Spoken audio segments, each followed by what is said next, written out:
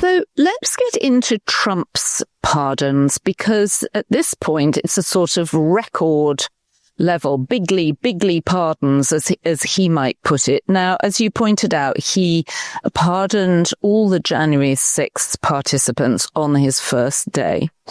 What was the sort of feeling when you heard that news from the news? What was the sort of reaction within the Justice Department at that point? Well, to some extent, we saw it coming because the president had said on the campaign trail that he was going to do this. But it really did come as a shock that he did it so quickly after taking office and that the pardons were so sweeping. I think everyone believed or held out hope that she would, at minimum, draw some distinctions between the people who used violence in connection with the January 6th events and the people who didn't. And those distinctions in the end were not drawn. It was a blanket pardon of everyone. And the scope of it was really pretty shocking to myself and my colleagues in the Justice Department.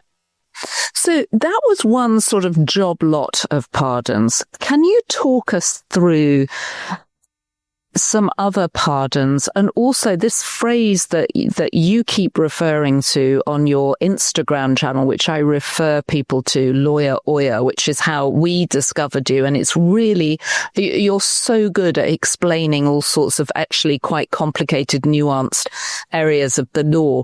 Can you talk us through the pardon economy? Sure. Yeah.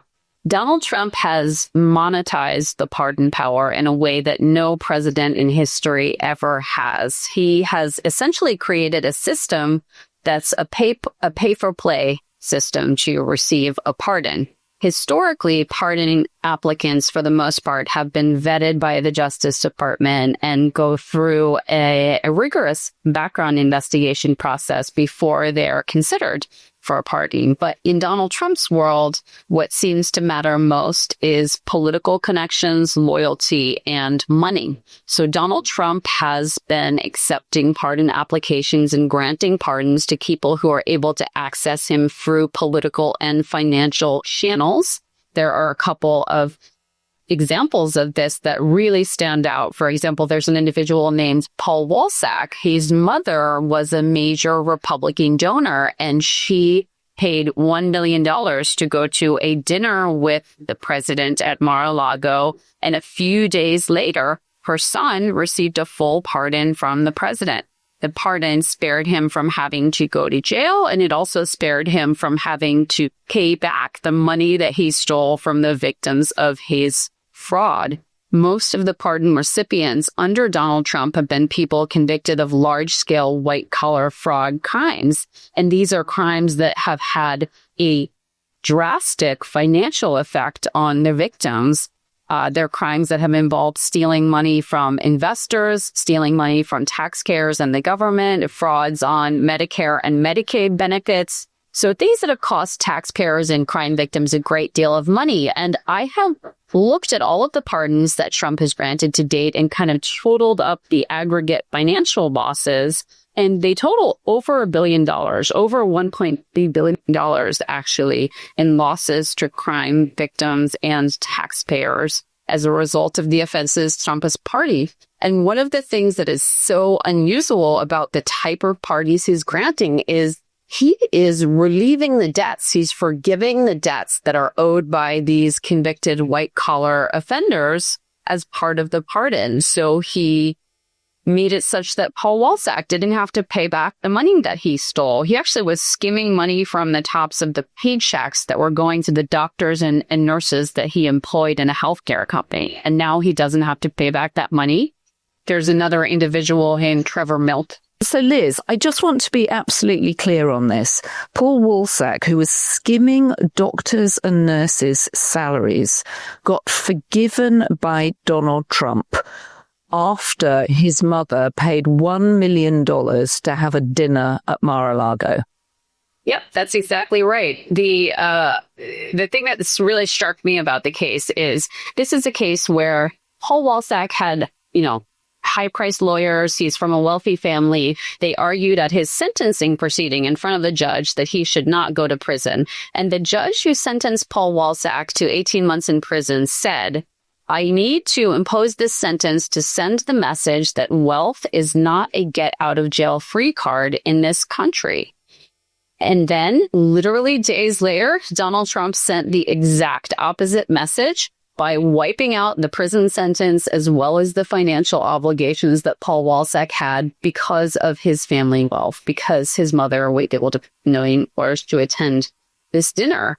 And Paul Walsack, by the way, he used that money to buy himself a yacht. He used it to shop at Bergdorf Goodman's and other high-end stores. So this is not the type of person that really screams out for that type of assistance. But in Donald Trump's world, the political connections and the money was enough to get him that benefit. And his is really just one of many examples of really egregious types of pardons that have been issued purely on the basis of political and financial connections under Donald Trump. And that $1 million that Paul's mother paid for a dinner at Mar-a-Lago, where does that actually go? Well, that's a good question. The New York Times has investigated that piece of it and did a really comprehensive story that kind of tracked the donation and where the money goes. But we're seeing that all of this money that various pardon applicants are paying is ending up in some form or fashion benefiting Donald Trump or people in his orbit. There's another individual named Trevor Milton who defrauded his investors in a startup company. He was supposedly going to build the world's first electric-powered semi-truck. It turned out that the whole company was a fraud. There was a video showing what was supposed to be a prototype of this truck actually working, and it turned out that it was some members of his team had pushed this truck down a hill to make it look like it worked. So it was a fraud, the whole thing. And Trevor Milton owed his investors over $600 million in losses. He and his wife donated $1.8 million to Donald Trump's campaign. And shortly after, Milton got a full pardon from Donald Trump.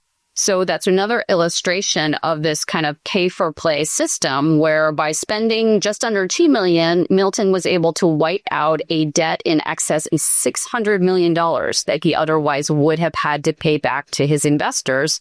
And the only people that benefit from that, Trevor Milton and Donald Trump. It's a loss for everyone else, for taxpayers, for crime victims, and for our justice system as a whole. What is there any recourse for the victims here? I'm thinking of doctors and nurses.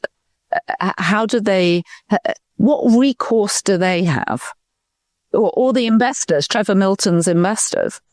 The only recourse for these victims is to file a civil lawsuit and to try to get their money back that way. But that's a very expensive and time-consuming process. There's actually a federal law in place that requires that people who commit financial crimes pay back their victims. And Donald Trump is undercutting that statute. He's basically saying that it has no effect by granting these pardons. Crime victims are not supposed to have to fight in court to get their money back. It's supposed to be an automatic part of the sentencing of the perpetrator of the crime. And it was in these cases, but Donald Trump essentially undid that debt, that obligation by granting the pardons. So if these crime victims want to pursue getting their money back, they have a costly legal fight ahead of them.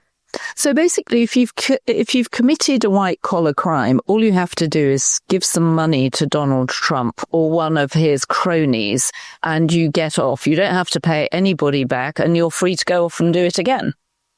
It appears that way. It appears that it's a very good time to be a white-collar criminal because of this possibility of getting a pardon from Donald Trump.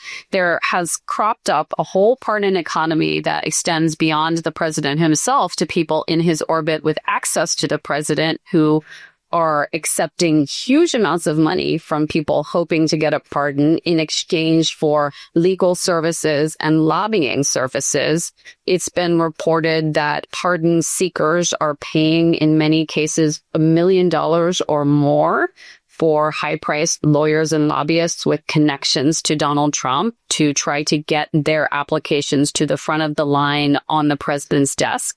Some of these lawyers and lobbyists are being paid $1 million up front and then another $1 million if the application is successful. And this is creating really sort of a feeding frenzy around pardons. The pardoning process has become a completely financial transactional process, not something that is rooted in principles of law or justice. This feels very much the behavior of tin pot regimes, the sort of regimes that Donald Trump, when he was first in power, referred to as shitholes. What's happening now is very corrupt. It's really the definition of corruption. Selling the instruments of official office for personal gain is the definition of corruption. And that appears to be where the pardon power has gone. And it's not just detrimental to the crime victims and the taxpayers. It's also very unfair to the people who have legitimate applications for pardons that have been submitted through the ordinary process. There are right now somewhere around 14,000 people who have applied for pardons through the Justice Department whose applications are being ignored in favor of the wealthy and well-connected. And some of these are individuals who really do have compelling cases for second chances through clemency, but those folks don't have the ability to jump the line to access the president through Mar-a-Lago or through the Oval Office. And so those folks are losing out while people who are well-connected and wealthy are benefiting tremendously.